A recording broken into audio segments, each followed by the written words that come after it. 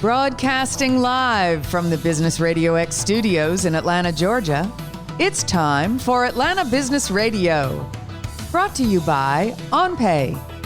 Built in Atlanta, OnPay is the top-rated payroll and HR software anywhere. Get 1 month free at onpay.com. Now, here's your host. Lee Cantor here, another episode of Atlanta Business Radio, and this is going to be a good one. But before we get started, it's important to recognize our sponsor, OnPay. Without them, we could not be sharing these important stories. Today on Atlanta Business Radio, we have Keith Brown with Randstad USA. Welcome, Keith. Thank you, Lee. Really appreciate it. Now, before we get too far into things, kind of update our listeners on Randstad. How you serve in the Atlanta area? Well, Randstad is is the largest HR staffing solutions firm in the world, and we are very focused on comprehensive staffing solutions for our clients, as well as the comprehensive ecosystem of talent across the Atlanta market. So we do an amazing job with engaging our client around their talent strategies, as well as putting people to work every single day.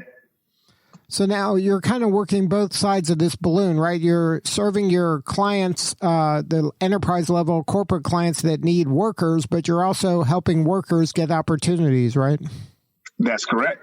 So can you talk a little bit about how, maybe let's start with the worker. How do you help a worker find an opportunity? Well, there are several different ways. Most people are very familiar with contingent staffing or temp to perm. So many individuals who have been familiar with Randstad literally has joined their organizations on a temporary basis. And based on very successful work efforts, they were able to join that respective client organization as a full-time employee. So that is in many instances how most people are familiar with Randstad.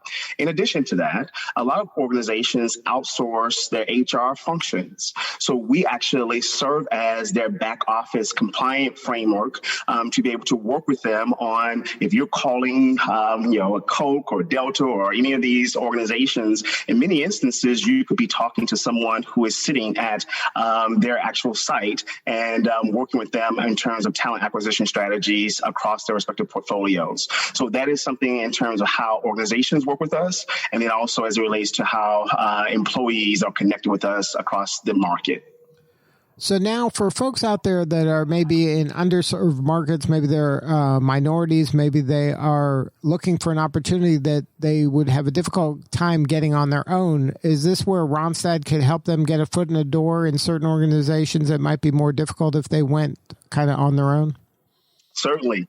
And this is one of the really interesting opportunities in the last year. For example, we created this program called Transcend, and it is really about development and scaling the skill development platform for underserved communities across the country, where we are creating educational platforms and pipelining those talent opportunities into client organizations. And so this is just one of the many ongoing initiatives, which is why we were recently recognized as one of America's top 50 companies for diversity by Diversity Inc., which reflects our internal work at Randstad, as well as our work with clients to help them set and achieve their respective diversity goals.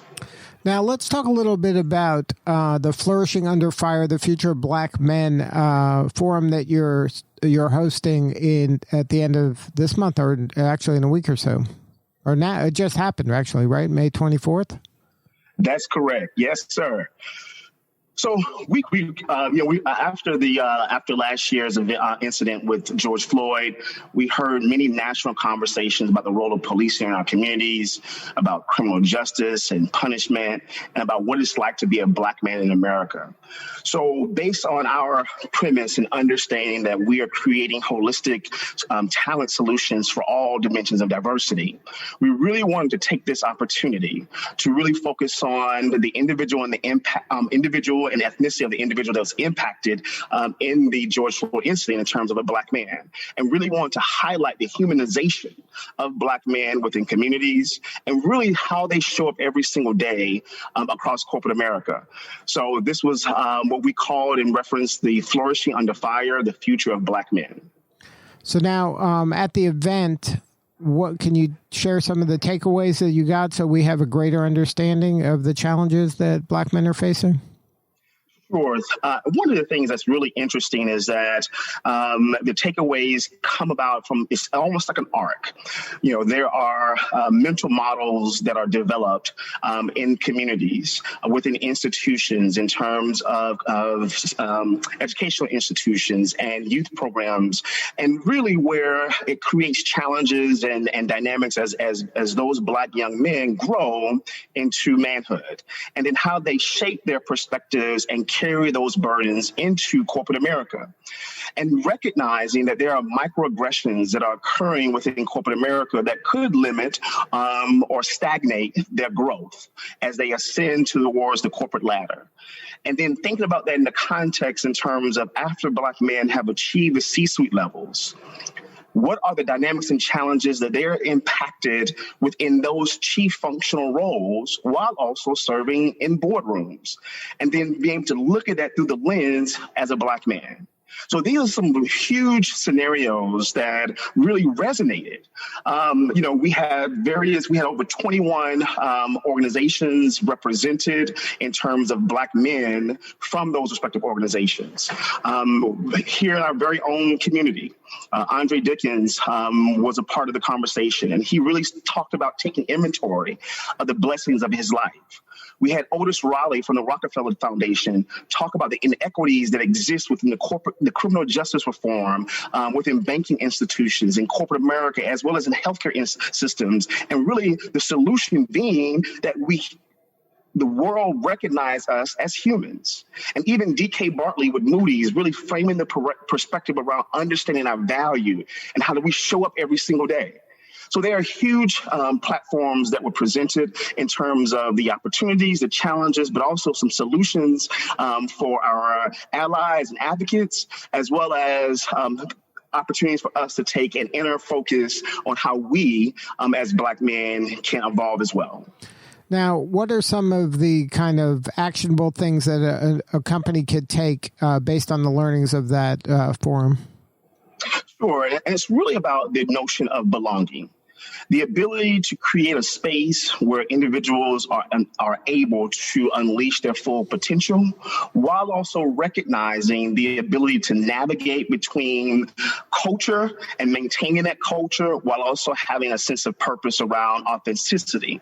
So how do we do this as organizations? Creating that space where a lot of it is about mentorship. Really thinking about various scenarios and in relationships and how mentors outside of an organization and within the organization can wrap their arms around individuals that are going through those challenges. And this is not just about Black men, because we see this across many different platforms and many different frameworks in terms of Black women, the LGBTQ environment, Latinos, a number of different dimensions of diversity. And what we wanted to do is really highlight how one aspect or dimension of diversity, that level of focus, can really open the door for others. But in addition to that, sponsorship. The ability to think about how to sponsor someone internally within an organization, to focus on that person's career path, to really create a framework around how that person is doing within that organization, and how that person, when that person is not in those rooms, that they are advocating on behalf of that individual. Now, so these are some very, very comprehensive ways in terms of how organizations can focus on unleashing the full potential, really reducing and mitigating the stress and trauma as Black men and other dimensions of diversity into the workforce, while also creating a space of belonging. Now, you mentioned the word sponsorship, and I think that that's really where the rubber hits the road when it comes to these kind of initiatives.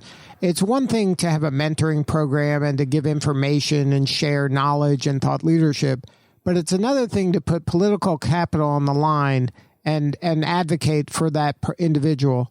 How do you, is there anything that people can do individually? Is there anything organizations can do to make it, to encourage that kind of behavior? Because that is, where a person has to, or is risking kind of their reputation on the reputation of this person they're working with. And that, it seems to be a harder thing to get people to do rather than, oh, I'll mentor them, so I can check a box on my, development plan, or I will, be part of a panel and talk about this.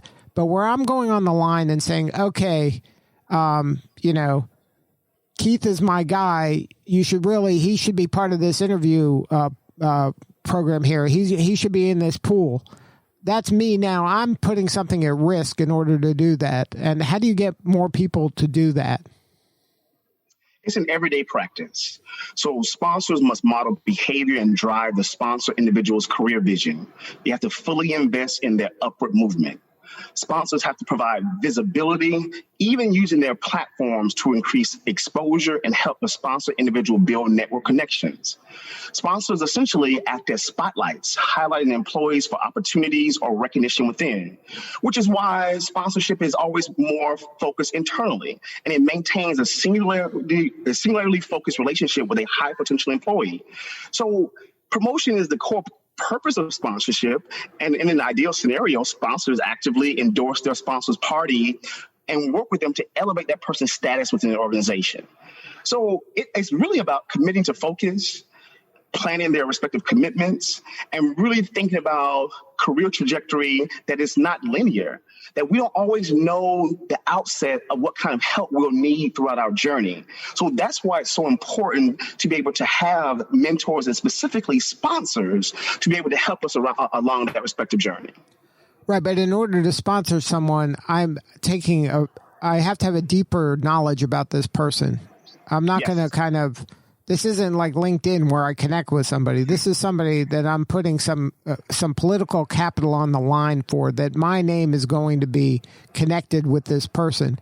I think that one of the challenges is a lot of executives don't have kind of that diverse pool of people they know and trust at that level in order to make that kind of an endorsement. And I didn't know if you knew of any programs that are in place that can help create that environment where the executives kind of can get to know truly and work with and really feel comfortable endorsing a more diverse kind of crowd. Well, what's interesting is that many of those opportunities present themselves around a lot of the employee resource groups or affinity groups. And this environment has started approximately 51 years ago, where Xerox brought together the first employee or business resource group focused on Black individuals based off of the issues and dynamics and challenges that were taking place within that time frame. And this is where you see a lot of advocates and allies serve as sponsors. And this is also an opportunity to have comprehensive engagement during these sessions and events, as well as forums within all of our respective employee resource groups to get to know. And just because you don't represent that particular employee resource group's dimension of diversity, this is an opportunity to really have those conversations in a very comprehensive, thoughtful way. So, and those relationships can be developed and curated over time, where sponsorship can then be the next addition or level as relates to after those relationships have been built in those employee resource groups. So those employee resource groups are a great way for maybe these underserved groups to get face time and to show these executives what they can do so they feel more comfortable sponsoring them. Totally. And this is also an opportunity where a lot of employee resource groups and affinity groups are now they're serving as the mini boardroom or advisory committees of chief HR officers and chief development and inclusion officers to really kind of be the linchpin of the organization to think about what is happening in that organization and how are they being impacted. What is taking place when the CEO of an organization makes a statement about a racially charged issue, or an issue impacting voter rights, or an issue impacting various aspects of dimensions of diversity? And so these employee resource groups are really the backdrop to be able to have those very comprehensive conversations and have that employee survey, but in real time. And then I would imagine that at one point those groups were a nice to have, but in today's world, they're a must have. Certainly. It is, to be able to think about these communities are really, in terms of the employee base, it's about a community. And there are several communities that build up the comprehensive organization. And that essentially creates the culture of that organization. So if we can continue to understand and do deep dives on each of these community groups, employee resource groups, understanding the dimensions of diversity that are taking place within the organization in terms of the impact of policies and world issues, I think that is an opportunity to create more productive organizations over time, because now you have people who really want to do the work on behalf of the organization, and they're going to do it regardless because they essentially feel compelled because they're part of the family. They feel like this is a family initiative. They feel like this is something that the organization takes pride in. So, yes, this is something that we see is going to be a continued focus as we continue to move forward the dialogue. And I would imagine for companies, employees want to work for companies and that look like them. And if they're on their team page on the website doesn't represent their clients, they might have a problem. Or if it doesn't represent what their employees look like, there might be a problem. So they have to get it congruent and in alignment in order to really be kind of walking the walk in today's world. And it's about, to that point, understanding your constituency or your stakeholder group and recognizing that there are others who, just because you may represent a majority platform, you may have dynamics and challenges and relationships and friends who do represent those struggles, those dimensions of diversity. So I always think about it in the context that you can't always judge a book by its face, and be thoughtful about your authentic perspectives as you bring them to the table, so that you can receive as well what that employee who may not look like you is able to present. And that's what we have found in the comments, in all of in terms of the employees, the stakeholder groups, the clients that have commented on the Flourishing Under Fire Future Black Men Summit, has been significant positive response from our employee base, who have said they are so glad to work for an organization that has raised this as an issue and created a platform. And we've received significant feedback from our clients that they want us to actually now go and talk to their employee resource groups, because now this is an opportunity to continue to keep the conversation flowing in a very dynamic manner. So we've seen so many positive responses from this effort, and we're more than likely going to continue it further and to explore other ways to actually continue to advance the conversation. Now, is there any other forums coming up in the future or other events of this kind? At this moment, we are evaluating the next iteration of Flourishing Under Fire. And so whether that would focus on other dimensions of diversity to include women and Asian population, as well as the Latino population, the LGBTQ population. So we're evaluating various other platforms to be able to create and advance this conversation. So yes, this is huge for us. In addition to that, we're looking at other, the pathways. So being able to take this existing content and be able to deliver it to youth programs. So whether it's the Boys and Girls Club or Big Brothers, Big Sisters, other frameworks that could be able to benefit from the content that has already been developed. So we're exploring this in many different ways to be able to share and socialize it across many different platforms. Well, Keith, congratulations on the success of this. This is important work, and we appreciate you doing it. Can you tell us, for folks who want to kind of connect with you or your team or the folks at Randstad, is there a website for Randstad or a way to get a hold of this content or content around this topic? Sure. All of the content from the Flourishing Under Fire will be posted on the Randstad Diversity, Equity, and Inclusion webpage, and that should be available within the next week or two. And we hope that everyone is able to take that information, socialize it amongst their friends, their network, their employee resource groups, and just really being able to utilize this to be able to unearth some aha moments, while also being able to do deep dives on where are the opportunities to really shift and change our mental mindsets from a fixed mindset to a growth mindset. So we're very excited about this entire platform. And RandstadUSA.com is a website they can find, at least get in the neighborhood of where this content will be. That is correct. Thank you.